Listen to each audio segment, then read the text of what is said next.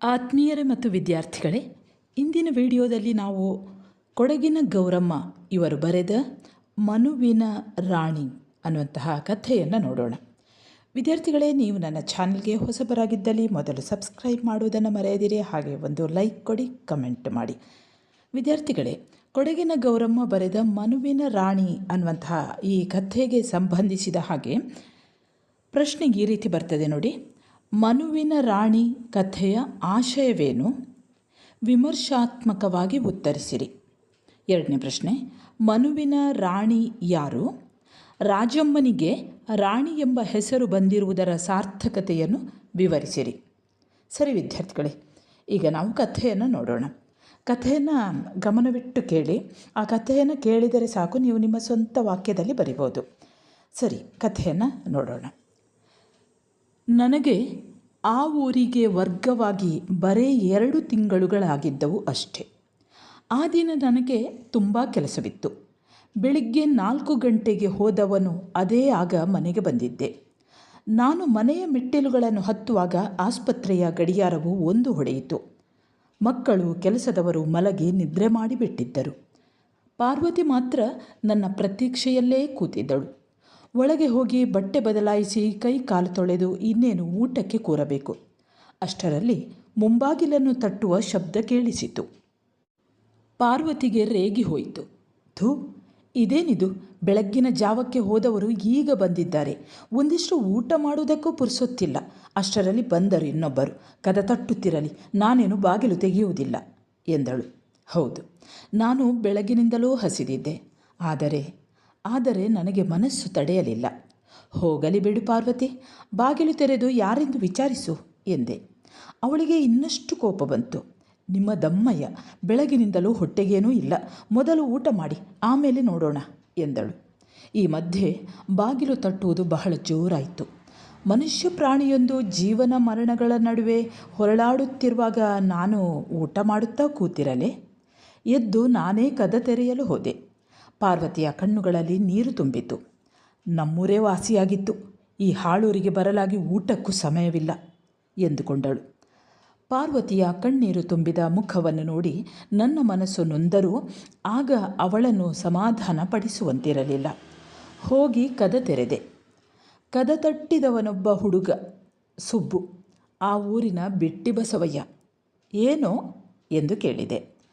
ರಾಜಮ್ಮ ಅವರ ಮನೇಲಿ ಭಾಳ ಕಾಯಿಲೆ ಅಂತೆ, ಈಗಲೇ ಬರಬೇಕಂತೆ ಎಂದ. ರಾಜಮ್ಮ? ಅವಳ ಹೆಸರನ್ನು ಕೇಳಿದ ಕೂಡಲೇ ಕದ ತೆರೆಯುವಾಗಿದ್ದ ಸಹಾನುಭೂತಿ, ಕರುಣೆ ಎಲ್ಲೋ ಮಾಯವಾಯಿತು. ಬೆಳಿಗ್ಗೆ ಬರುತ್ತೇನೆ ನಡೆ ಎಂದೆ. ಅವನು ಹೊರಟು ಹೋದ. ಕದ ಮುಚ್ಚಿ ನಾನು ಒಳಗೆ ಹೋದೆ. ಪಾರ್ವತಿ ಊಹಿಸಿದ್ದಂತೆ ನಾನು ಹೊರಟು ಹೋಗದೆ ಮರಳಿ ಬಂದುದರಿಂದ ಅವಳಿಗೂ ಸಮಾಧಾನವಾಯಿತು. ಊಟಕ್ಕೆ ಬಡಿಸುತ್ತಾ, ಯಾರು ಬಂದವರು ಎಂದು ಕೇಳಿದಳು. ಸುಬ್ಬು, ರಾಜಮ್ಮನ ಮನೆಗೆ ಕೂಡಲೇ ಬರಬೇಕೆಂದು ಕರೆಯುವುದಕ್ಕೆ ಎಂದೆ. ರಾಜಮ್ಮನ ಹೆಸರು ಕೇಳಿ ಪಾರ್ವತಿ, ಅವಳಿಗೇನೀಗ ಕೇಡು? ಬೆಳಿಗ್ಗೆ ಹೋದರೆ ಸಾಲದೇನೋ? ಇಷ್ಟಕ್ಕೂ ಸತ್ತು ಹೋದರೆ ಭೂಮಿ ಭಾರವೇ ಕಮ್ಮಿಯಾಯಿತು ಎಂದಳು. ರಾಜಮ್ಮ ಹೆಸರನ್ನು ಕೇಳಿದ ಮಾತ್ರದಿಂದಲೇ ತಿರಸ್ಕರಿಸಲ್ಪಡುತ್ತಿದ್ದ ರಾಜಮ್ಮ ಸೂಳೆ. ನಾನವಳನ್ನು ಕಣ್ಣಾರೆ ನೋಡಿರಲಿಲ್ಲವಾದರೂ ಅವಳ ವಿಷಯವಾಗಿ ಜನರಾಡಿಕೊಳ್ಳುತ್ತಿದ್ದ ಮಾತುಗಳನ್ನು ಕೇಳಿಯೇ ಅವಳು ನಿಜವಾಗಿಯೂ ರಾಕ್ಷಸಿ ಎಂದೆನಿಸಿ ಹೋಗಿತ್ತು ನನಗೆ. ಅಂಥವಳ ಮನೆಗೆ ಈಗ ಯಾರು ಹೋಗುತ್ತಾರೆ? ಬೆಳಗಿನಿಂದಲೂ ಊಟ ಸಹ ಮಾಡಿಲ್ಲ. ನಾಳೆ ಬೆಳಿಗ್ಗೆ ಹೋದರಾಯಿತು ಎಂದು ಸಮಾಧಾನ ಮಾಡಿಕೊಂಡು ಮಲಗಿದೆ. ಅಷ್ಟರಲ್ಲಿ ಪುನಃ ಬಾಗಿಲನ್ನು ಬಡಬಡನೆ ಬಡಿಯುವ ಶಬ್ದ ಕೇಳಿಸಿತು. ಹೋಗಿ ಬಾಗಿಲು ತೆರೆದೆ. ಸುಬ್ಬು, ಈಗಲೇ ಬರಬೇಕಂತೆ ಡಾಕ್ಟ್ರೆ, ಬಹಳ ಜೋರಂತೆ, ಕಾಲಿಗೆ ಬಿದ್ದು ಕರ್ಕೊಂಡು ಬಾ ಅಂದರು ಎಂದ. ಯಾರಿಗೋ ಕಾಯಿಲೆ ಎಂದು ಕೇಳಿದೆ. ಅವನಿಗೆ ಗೊತ್ತಿರಲಿಲ್ಲ. ಅಂತೂ ಕಾಯಿಲೆ ರಾಜಮ್ಮನಿಗಲ್ಲ ಎಂದು ತಿಳಿಯಿತು. ಇನ್ನಾರಿಗೆ? ಯಾರಿಗೆ ಆದರೂ, ರಾಜಮ್ಮನಿಗೆ ಆದರೂ ಹೋಗಿ ನೋಡುವುದು ನನ್ನ ಕರ್ತವ್ಯ. ಅವಳು ಸೂಳೆ ಎಂಬ ಮಾತ್ರಕ್ಕೆ ಅಷ್ಟೊಂದು ಅಲಕ್ಷ್ಯ ಮಾಡಲು ನನಗೆಲ್ಲಿ ಅಧಿಕಾರ? ಸ್ವಲ್ಪ ಹೊತ್ತಿನ ಮೊದಲೇ ನನ್ನ ಕರ್ತವ್ಯವನ್ನು ಅವಳು ಸೂಳೆ ಎಂಬ ನೆವನದಿಂದ ಬದಿಗೊತ್ತಿ ಸಮಾಧಾನ ಮಾಡಿಕೊಂಡಿದ್ದೆ. ನೆನೆಸಿಕೊಂಡು ನನಗೇ ನಾಚಿಕೆಯಾಯಿತು. ಬರುತ್ತೇನೆ ತಡೆ ಎಂದು ಹೇಳಿ ಒಳಗೆ ಹೋಗಿ ಬೇಗ ಬಟ್ಟೆ ಹಾಕಿಕೊಂಡೆ. ಪಾರ್ವತಿಗೆ ನಿದ್ರೆ ಬಂದು ಹೋಗಿತ್ತು. ಔಷಧಿಯ ಪೆಟ್ಟಿಗೆಯನ್ನು ತೆಗೆದುಕೊಂಡು ಹಾಗೆಯೇ ಬಾಗಿಲನ್ನು ಎಳೆದುಕೊಂಡು ಹೊರಟೆ. ರಾಜಮ್ಮನ ಮನೆ ನಮ್ಮನೆಗೆ ಸುಮಾರು 3/4 ಮೈಲು ದೂರದಲ್ಲಿ ಒಂದು ತೋಟದೊಳಗೆ ಒಂಟಿಯಾಗಿತ್ತು. ಅದರ ಹತ್ತಿರ 10-12 ಮಾರು ದೂರದಲ್ಲಿ ಒಂದೆರಡು ಬಡಕೂಲಿಯವರ ಗುಡಿಸಲುಗಳು ಅಲ್ಲದೆ ಬೇರೆ ಮನೆಗಳು ಇರಲಿಲ್ಲ. ನಾವು ಹೋಗುವಾಗ ರಾಜಮ್ಮನ ಮನೆ ಬಾಗಿಲು ತೆರೆದೇ ಇತ್ತು. ಸುಬ್ಬು ಅಮ್ಮವ್ರೆ ಎಂದು ಕೂಗಿದ. ರಾಜಮ್ಮ ಹೊರಗೆ ಬಂದಳು. ಅದೇ ಮೊಟ್ಟ ಮೊದಲು ನಾನು ರಾಜಮ್ಮನನ್ನು ನೋಡಿದ್ದು. ಅವಳ ವಿಷಯವಾಗಿ ಜನರಾಡುತ್ತಿದ್ದ ಮಾತುಗಳನ್ನು ಕೇಳಿ ರಾಜಮ್ಮ ರಾಕ್ಷಸಿ ಎಂಬ ಭಾವನೆಯಾಗಿ ಹೋಗಿತ್ತು ನನಗೆ. ಆದರೆ ಅದೇಕೋ ವ್ಯಸನದಿಂದ ಬಾಡಿದ್ದ ಅವಳ ಮುಖವನ್ನು ಅತ್ತು ಕೆಂಪಾಗಿ ಊದಿಕೊಂಡಿದ್ದ ಅವಳ ಕಣ್ಣುಗಳನ್ನು ನೋಡಿ ನನಗೆ ಅತ್ಯಂತ ಕರುಣೆಯುಂಟಾಯಿತು. ಯಾರಿಗಮ್ಮ ಕಾಯಿಲೆ ಎಂದು ಕೇಳಿದೆ. ರಾಜಮ್ಮ ಪ್ರತ್ಯುತ್ತರ ಕೊಡದೆ ನನ್ನನ್ನು ಒಳಗೆ ಕರೆದುಕೊಂಡು ಹೋದಳು. ಅಲ್ಲೊಂದು ಕೋಣೆಯಲ್ಲಿ ಮಂಚದ ಮೇಲೊಬ್ಬನು ಮಲಗಿದ್ದ. ರಾಜಮ್ಮ ಆತನ ಕಡೆಗೆ ಕೈ ತೋರಿದಳು. ಹತ್ತಿರ ಹೋಗಿ ನೋಡಿದೆ. ಸತ್ತ ಹೆಣದ ಮುಖದಂತಿತ್ತು ಅವನ ಮುಖ. ಕಣ್ಣುಗಳನ್ನು ಬಿಟ್ಟುಕೊಂಡೇ ಇದ್ದರೂ ಆ ಕಣ್ಣುಗಳಲ್ಲಿ ಜೀವನದ ಬೆಳಕಿದ್ದಂತೆ ತೋರಲಿಲ್ಲ. ಬಗ್ಗಿ ಆತನ ಕೈ ಹಿಡಿದು ನೋಡಿದೆ. ಬೆಂಕಿಯಂತೆ ಸುಡುತ್ತಿತ್ತು ಕೈ. ಜ್ವರದ ತಾಪದಿಂದ ಅವನಿಗೆ ಪ್ರಜ್ಞೆ ಇರಲಿಲ್ಲ. ನೋಡಿದೊಡನೆಯೇ ಆತ ಬದುಕುವಂತಿಲ್ಲ ಎಂದು ನನಗೆ ತಿಳಿಯಿತು. ರಾಜಮ್ಮ ಅವನ ಕಾಲ ಹತ್ತಿರ ತಲೆಯನ್ನು ಇಟ್ಟುಕೊಂಡು ಶೂನ್ಯ ದೃಷ್ಟಿಯಿಂದ ನನ್ನ ಕಡೆಗೆ ನೋಡುತ್ತಿದ್ದಳು. ನಾನು ಎಷ್ಟೋ ಜನರು ಸಾಯುವುದನ್ನು ನೋಡಿದ್ದೇನೆ. ಅದೆಷ್ಟೋ ಜನರು ಎದೆ ಬಡಿದುಕೊಂಡು ಅಳುವ ಕರುಣಾಕ್ರಂದನವನ್ನೂ ಕೇಳಿದ್ದೇನೆ. ಆದರೆ ಅದಾವ ದೃಶ್ಯಗಳು ರಾಜಮ್ಮನ ಮೂಕ ರೋದನದಷ್ಟು ವ್ಯಥೆಯನ್ನು ಉಂಟು ಮಾಡಿರಲಿಲ್ಲ. ಸ್ವಲ್ಪ ಹೊತ್ತಿನ ಹಿಂದೆ ನಾನು ರಾಜಮ್ಮನನ್ನು ನೋಡಿ ಸಹ ಇರಲಿಲ್ಲ. ಅವಳ ವಿಷಯದಲ್ಲಿ ತಿರಸ್ಕಾರವಿತ್ತು. ಸತ್ತರೂ ಸಾಯಲಿ ಎಂಬ ಭಾವನೆ ಇತ್ತು. ಒಂದು ಸಾರಿ ಅವಳ ಅಳುವ ಮುಖವನ್ನು ನೋಡಿದ ಮಾತ್ರದಿಂದ ನನಗವಳ ವಿಷಯದಲ್ಲಿದ್ದ ಎಲ್ಲ ಭಾವನೆಗಳು ಮಾಯವಾಗಿ ಅಸೀಮ ಕರುಣೆಯೊಂದು ಮಾತ್ರ ಅದೇಕೆ ಉಳಿಯಿತೋ ಹೇಳಲಾರೆ. ಅವಳ ಪ್ರಾಯವೇನು ಹೆಚ್ಚಾಗಿದ್ದಂತೆ ತೋರಲಿಲ್ಲ. ನನ್ನ ಮಗಳು ಶಾಂತಿಗಿಂತ 1-2 ವರ್ಷಕ್ಕೆ ಹಿರಿಯಳೋ ಏನೋ. ಇಷ್ಟೊಂದು ಚಿಕ್ಕ ಪ್ರಾಯದಲ್ಲೇ ಇಂತಹ ಅವಸ್ಥೆ. ಹೆಸರಾದ ಸೂಳೆ ಎಂಬ ಕೀರ್ತಿ. ಮಲಗಿದ್ದ ಮನುಷ್ಯ ಹೊರಳಾಡಿದ. ನಾನು ಕುಡಿಸಿದ ಔಷಧಿಯ ಪ್ರಭಾವದಿಂದ ಅವನನ್ನು ಬದುಕಿಸುವುದು ಅಸಾಧ್ಯವಾದರೂ ಅವನಿಗೆ ಸ್ಮೃತಿ ಬರುವ ಸಂಭವವಿತ್ತು. ಕಾಲದಿಸೆಯಲ್ಲಿ ಕುಳಿತಿದ್ದ ರಾಜಮ್ಮ ಎದ್ದು ಬೆವರುತ್ತಿದ್ದ ಅವನ ಮುಖವನ್ನು ಒರೆಸತೊಡಗಿದಳು. ಆತನ ತುಟಿ ಅಲುಗಾಡಿತು.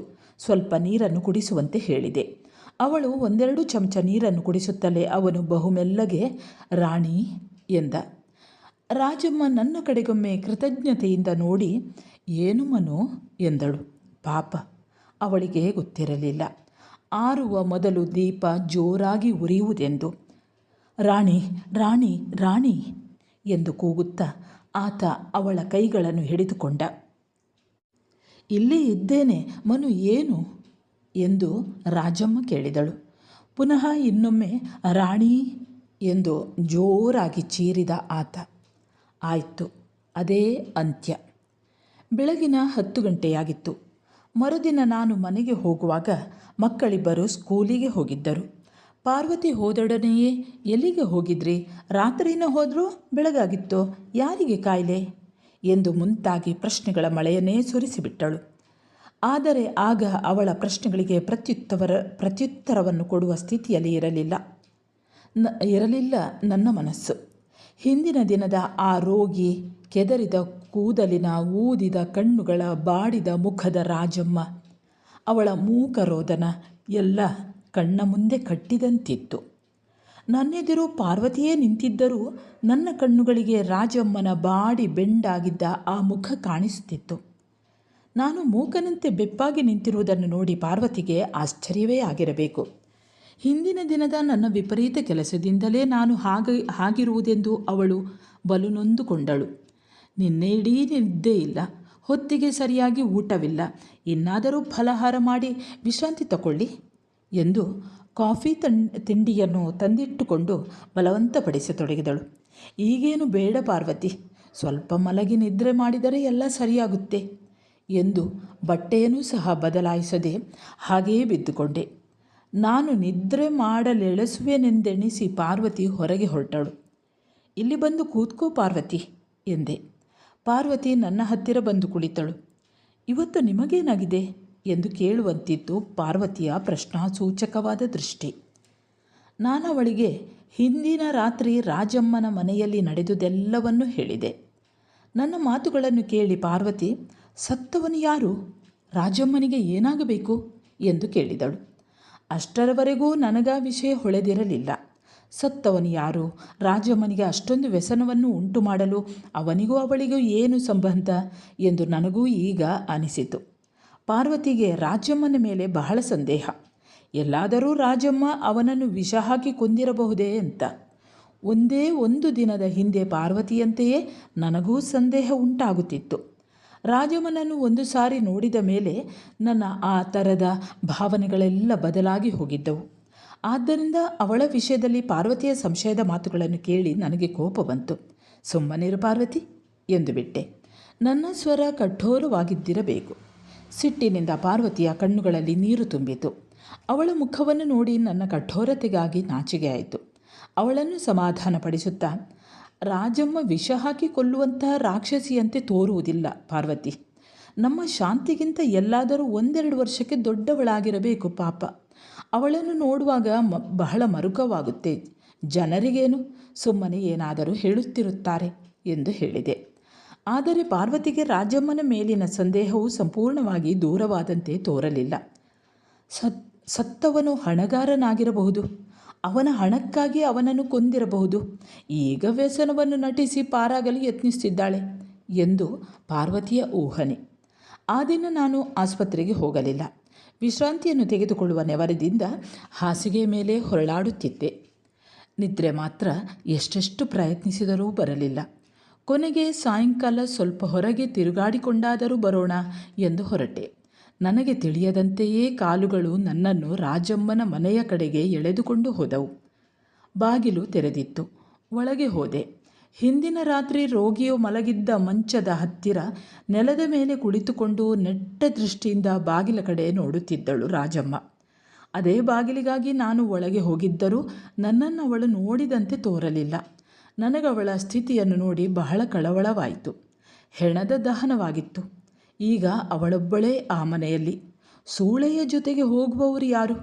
ಪಾರ್ವತಿಯನ್ನಾದರೂ ಜೊತೆಯಲ್ಲಿ ಕರೆತರಬೇಕಾಗಿತ್ತು ಎನಿಸಿತು ನನಗೆ. ಹಿಂದಿನ ದಿನ ಯಾರಾದರೂ ನನ್ನೊಡನೆ ರಾಜಮ್ಮನ ಮನೆಗೆ ನನ್ನ ಹೆಂಡತಿಯನ್ನು ಕರೆದುಕೊಂಡು ಹೋಗೆಂದಿದ್ದರೆ ನಾನವರೊಡನೆ ಖಂಡಿತವಾಗಿಯೂ ಜಗಳಾಡಿ ಬಿಡುತ್ತಿದ್ದೆ. ರಾಜಮ್ಮನನ್ನು ನೋಡಿದ ಮೇಲೆ ಆ ಥರದ ಭಾವನೆಗಳೇಕೋ ಮಾಯವಾಗಿ ಹೋಗಿದ್ದವು. ಹಿಂದೆ ನಾನವಳ ವಿಷಯವಾಗಿ ನೆನೆಸಿಕೊಂಡುದನ್ನೆಲ್ಲ ಯೋಚಿಸಿಕೊಂಡಾಗ ನನ್ನ ಮೇಲೆ ನನಗೆ ಧಿಕ್ಕಾರ ಉಂಟಾಗುತ್ತಿತ್ತು. ಅವಳಿಗೆ ನಾನು ಓದುವುದು ತಿಳಿಯಲಿಲ್ಲ.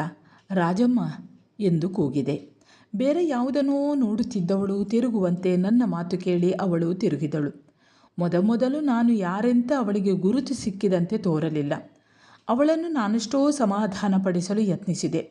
ಅವಳು ಅಳುತ್ತಿರಲಿಲ್ಲವಾದರೂ ನನ್ನ ಮಾತುಗಳಿಂದ ಅವಳಿಗೆ ಸಮಾಧಾನವಾದಂತೆ ತೋರಲಿಲ್ಲ. ಕತ್ತಲಾಗುತ್ತಾ ಬಂದಿತು. ಅವಳೊಬ್ಬಳೇ ಆ ಮನೆಯಲ್ಲಿ. ಆದರೆ ನಾನೇನು ಮಾಡುವಂತಿರಲಿಲ್ಲ. ಕೊನೆಗೆ ಯಾರನ್ನಾದರೂ ಜೊತೆಗೆ ಕಳುಹಿಸುತ್ತೇನೆ ಎಂದು ಹೇಳಿ ಹೊರಟೆ. ಬಾಯಲ್ಲಿ ಹೇಳುವಷ್ಟು ಸುಲಭವಾಗಿರಲಿಲ್ಲ ರಾಜಮ್ಮನ ಮನೆಗೆ ಜನರನ್ನು ಕಳುಹಿಸುವುದು. ಅಂತೂ ಕೊನೆಗೆ ನಮ್ಮನೆಯ ಕೆಲಸದವಳನ್ನು ಆ ರಾತ್ರಿಯ ಮಟ್ಟಿಗೆ ಅಲ್ಲಿಗೆ ಹೋಗಲು ಒಪ್ಪಿಸಿದೆ. ಶಾಂತಿ ತಾನೂ ಅವಳೊಡನೆ ಹೋಗುತ್ತೇನೆ ಎಂದಳು. ನನ್ನ ಆಕ್ಷೇಪಣೆ ಇಲ್ಲದಿದ್ದರೂ ಪಾರ್ವತಿ ಅವಳನ್ನು ಕಳುಹಿಸಲು ಒಪ್ಪಲಿಲ್ಲ.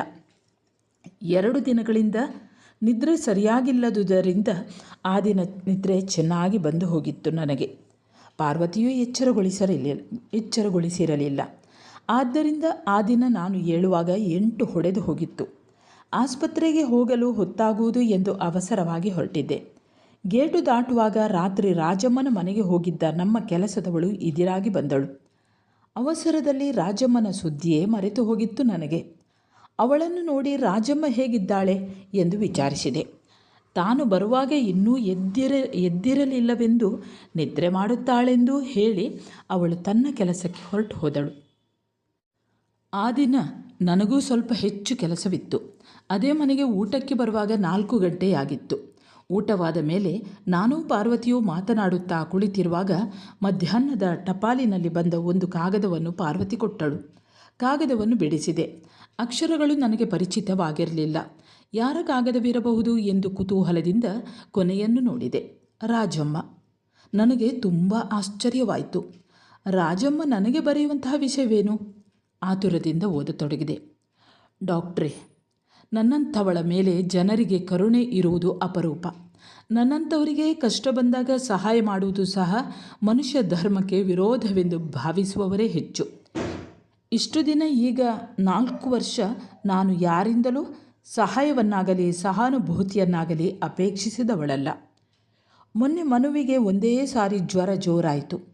ಸುಬ್ಬುವಿನ ನನ್ನ ಮನೆಯ ಕಡೆಗೆ ಮತ್ತಾರೂ ಸುಳಿಯುವುದಿಲ್ಲ. ಅವನನ್ನೇ ಕಳುಹಿಸಿದೆ ಡಾಕ್ಟರನ್ನು ಕರೆದುಕೊಂಡು ಬರುವುದಕ್ಕೆ. ತಾವು ಮನೆಯಲ್ಲಿ ಇರಲಿಲ್ಲ. ಇವರ ಮನೆಗೆ ಕಳುಹಿಸಿದೆ. ಅವರು ನಿರ್ದಾಕ್ಷಿಣ್ಯವಾಗಿ ಬರುವುದಿಲ್ಲ ಎಂದು ಹೇಳಿ ಕಳುಹಿಸಿಬಿಟ್ಟರು. ಪುನಃ ನಿಮಗೇ ಹೇಳಿ ಕಳುಹಿಸಿದೆ. ನೀವು ಬೆಳಿಗ್ಗೆ ಬರುವೆನೆಂದು ಬಿಟ್ಟಿರಿ. ಈ ಮಧ್ಯೆ ಮನುವಿಗೆ ನಿಮಿಷಕ್ಕೆ ಜೋರಾಗುತ್ತಿತ್ತು. ಕಾಲಿಗೆ ಬಿದ್ದಾದರೂ ಕರೆದುಕೊಂಡು ಬಾ ಎಂದು ತಿರುಗಿ ಸುಬ್ಬುವನ್ನು ಕಳುಹಿಸಿದೆ. ನಿಮಗೇನೋ ದಯೆ ಬಂತು, ನೀವು ಬಂದಿರಿ. ಆದರೆ ಮನುವನ್ನು ಇಟ್ಟುಕೊಳ್ಳುವ ಭಾಗ್ಯ ನನಗಿರಲಿಲ್ಲ. ಅವನು ಹೊರಟು ಹೋದ. ನಾನು ಯಾರು, ಮನು ಯಾರು, ನಮಗೆ ಸಂಬಂಧವೇನು ಎಂದು ಮುಂತಾಗಿ ನೀವು ಯೋಚಿಸಿರಬಹುದು. ನನ್ನ ವಿಷಯವಾಗಿ ಜನರಾಡಿಕೊಳ್ಳುವ ಮಾತುಗಳನ್ನು ನೀವು ಕೇಳಿರಬಹುದು. ಹೌದು, ನನ್ನ ತಾಯಿ ಸೂಳೆಯಾಗಿದ್ದಳು. ನಾನು ಅದೇ ವೃತ್ತಿಗಾಗಿ ತಯಾರು ಮಾಡಲ್ಪಟ್ಟಿದ್ದೆ. ನನ್ನ ತಾಯಿಯು ನನ್ನಿಂದ ತುಂಬ ಹಣ ಸಂಪಾದಿಸಲು ಬಯಸುತ್ತಿದ್ದಳು. ಅವಳ ಬಯಕೆಯೂ ನಿರರ್ಥಕವಾಗುವಂತಿರಲಿಲ್ಲ. ಏಕೆಂದರೆ ಅನೇಕ ಗಣ್ಯ ಮಾನ್ಯ ಧನಿಗಳು ನನ್ನನ್ನು ಮೆಚ್ಚಿ ಮನಸೋತಿದ್ದರು. ಆದರೆ ಮನುವಿನಿಂದಾಗಿ ನನ್ನ ತಾಯಿಯ ಆಶೆ ನಿರಾಶೆಯಾಗಬೇಕಾಯಿತು. ಮನು ಮೋಹನ ಎಂತ ಅವನ ಹೆಸರು. ಭಾಗ್ಯವಂತರ ಒಬ್ಬನೇ ಮಗ. ಚಿಕ್ಕಂದಿನಲ್ಲೇ ತಂದೆ ತಾಯಿಯರನ್ನು ಕಳೆದುಕೊಂಡಿದ್ದರಿಂದ ಹೇಳುವವರು ಕೇಳುವವರು ಯಾರೂ ಇರಲಿಲ್ಲ ಅವನಿಗೆ. ಒಂದು ದಿನ ನನ್ನ ತಾಯಿಯ ಹಳೆಯ ಸ್ನೇಹಿತನೊಬ್ಬನು ಅವನನ್ನು ನಮ್ಮನೆಗೆ ಕರೆದುಕೊಂಡು ಬಂದನು. ಅಂದಿನಿಂದ ಯಾವಾಗಲೂ ಮನು ನಮ್ಮನೆಗೆ ಬರತೊಡಗಿದ ನನಗಾಗಿ. ಸೂಳೆಯರಿಗೆ ಹೃದಯವಿರಬಾರದು ಎಂದು ನನ್ನ ತಾಯಿ ಹೇಳಿಕೊಟ್ಟಿದ್ದರೂ ಮನುವನ್ನು ನಾನು ಪ್ರೀತಿಸತೊಡಗಿದೆ. ಆತನು ನನ್ನನ್ನು ಪ್ರೀತಿಸುತ್ತಿದ್ದ. ಮನುವಿನ ಮತ್ತು ನನ್ನ ವ್ಯವಹಾರಗಳು ನನ್ನ ತಾಯಿಗೆ ಸರಿಬೀಳುತ್ತಿರಲಿಲ್ಲ. ಈ ಮಧ್ಯೆ ಮನುವಿನ ಹಣಕಾಸೆಲ್ಲ ನಮ್ಮ ಪೆಟ್ಟಿಗೆಗೆ ಸೇರಿ ಹೋಗಿತ್ತು. ಅದರಿಂದ ಮುಂದೆ ಅವನಿಂದ ನನ್ನ ತಾಯಿಗೆ ಪ್ರಯೋಜನವಾಗುವಂತಿರಲಿಲ್ಲ. ಅಕಸ್ಮಾತ್ತಾಗಿ ಮನು ಮನೆಗೆ ಬರುವುದು ನಿಂತು ಹೋಯಿತು. ನಾನು ತಾಯಿಯನ್ನು ವಿಚಾರಿಸಿದಾಗ ಅವನು ಮದುವೆಯಾಗಿರುವನು ಎಂದು ಹೇಳಿದಳು. ಮನುವಿನ ಮದುವೆಯ ಮಾತು ಕೇಳಿ ನನಗೆ ಬಹಳ ದುಃಖವಾಯಿತು. 1-2 ತಿಂಗಳು ಪ್ರಾಣಾಂತಿಕವಾದ ಕಾಯಿಲೆಯಲ್ಲಿ ಮಲಗಿ ಹೋದೆ. ಆಗಲೇ ನಾನು ಏಕೆ ಸಾಯಲಿಲ್ಲವೋ? ಅಂತೂ ನನಗೆ ಜ್ವರ ಬಿಟ್ಟಾಗ ನಮ್ಮ ಕೆಲಸದವಳ ಮೂಲಕ ಮನು ಮದುವೆಯಾಗಲಿಲ್ಲವೆಂದು, ನಾನು ಸತ್ತು ಹೋದೆನೆಂದು ನಮ್ಮ ತಾಯಿ ಹುಟ್ಟಿಸಿದ ವರ್ತಮಾನದಿಂದ ಅವನು ಅರೆಹುಚ್ಚನಾಗಿರುವನೆಂದೂ ತಿಳಿಯಿತು. ಅದೇ ದಿನ ರಾತ್ರಿ ನಾನು ಮನೆ ಬಿಟ್ಟು ಹೊರಟು ಬಿಟ್ಟೆ. ಮನುವಿನ ಮನೆಗೆ ಹೋದೆ. ಅವನು ಹುಚ್ಚನಾಗಿ ಹೋಗಿದ್ದ. ಹುಚ್ಚಿನಲ್ಲಿ ಕಣ್ಣಿಗೇನೋ ಹಾಕಿಕೊಂಡದ್ದರಿಂದ 2 ಕಣ್ಣುಗಳು ದೃಷ್ಟಿಹೀನವಾಗಿದ್ದವು. ನಮಗೆ ಕೊಟ್ಟು ಉಳಿದಿದ್ದ ಹಣವು ಖರ್ಚಾಗಿ ಹೋಗಿತ್ತು. ಆದರೆ ನನ್ನ ಹತ್ತಿರ ಮನು ಉತ್ತಮ ಸ್ಥಿತಿಯಲ್ಲಿದ್ದಾಗ ಕೊಟ್ಟ ಕೆಲವು ನಗಗಳಿದ್ದವು. ಅವುಗಳನ್ನೆಲ್ಲ ಮಾರಿ ಮನುವಿಗೆ ಚಿಕಿತ್ಸೆ ಮಾಡಿಸಿದೆ. ಚಿಕಿತ್ಸೆಯಿಂದ ಅವನ ಹುಚ್ಚು ಸಂಪೂರ್ಣ ವಾಸಿಯಾಗದಿದ್ದರೂ ಕೆಲವು ವೇಳೆ ಅವನು ಸರಿಯಾಗಿರುತ್ತಿದ್ದ.